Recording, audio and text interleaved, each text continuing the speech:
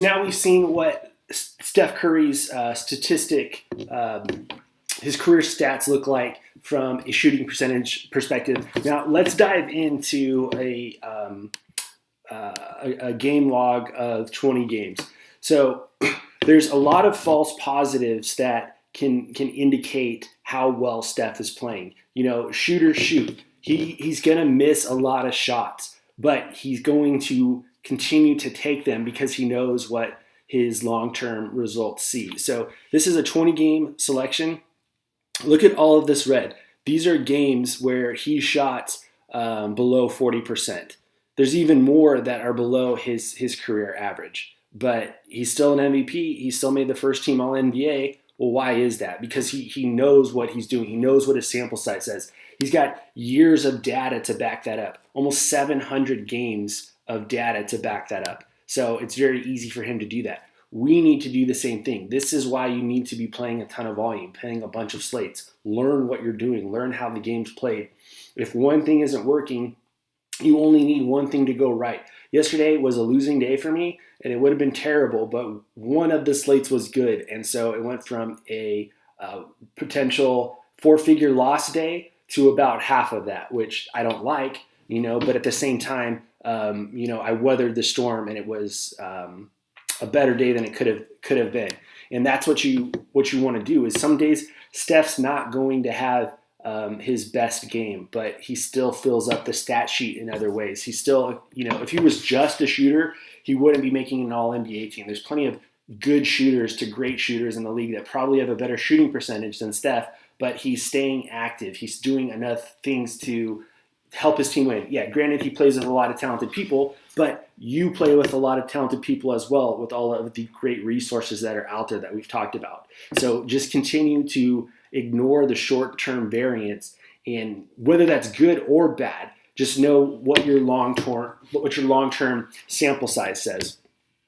So yeah, we start digging into, and this is what the actual numbers look like. So if we're looking at his career average of 48%, there's 1, 2, 3, 4, 5, 6, 7, 8, 9, 10, 11, 12. So 12 out of the 20 games, Steph shot below his average.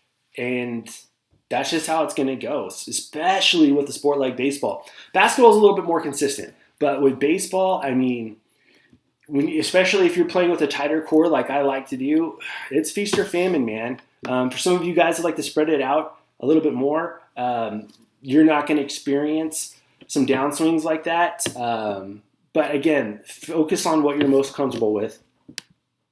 But yeah, look at the sample size. If we're just looking at a 20 game sample size, that's not very pretty. And this is an all-star, best shooter in the world, best shooter to ever play the game. And you can make some arguments with that, but I'm not trying to get into schematics. So we'll just roll with Steph being the best ever. So don't get down on yourself when it's not going well. When things aren't going well for me, it sucks, but it's like, I'm not going to throw a pity party just because it's like, dude, I've been here before. What would an amateur do? An amateur would mope. An amateur would get depressed. And an amateur would piss off his family because he's irritable, because he lost money. And it's like, okay, so now we got to go back to some of our core principles. What's rule number 1 of bankroll management?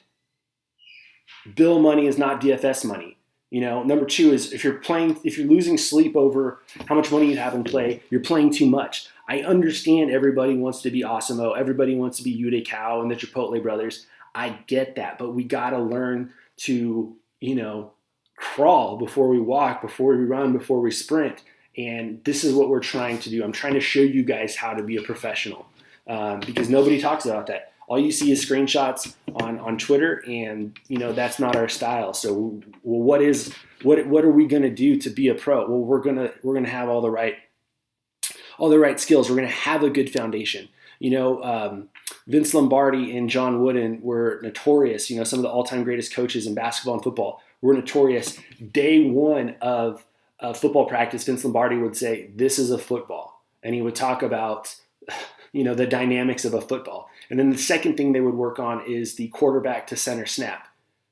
Basics, fundamentals. That's all we're trying to do really well on. The very first thing that John Wooden would teach his players is how to put on their socks properly and how to lace up their tennis shoes so that they're not getting blisters And so they're not missing time so that they can get the reps, so that they can play in the games, so that they can win national championships, so they can go to the NBA, etc.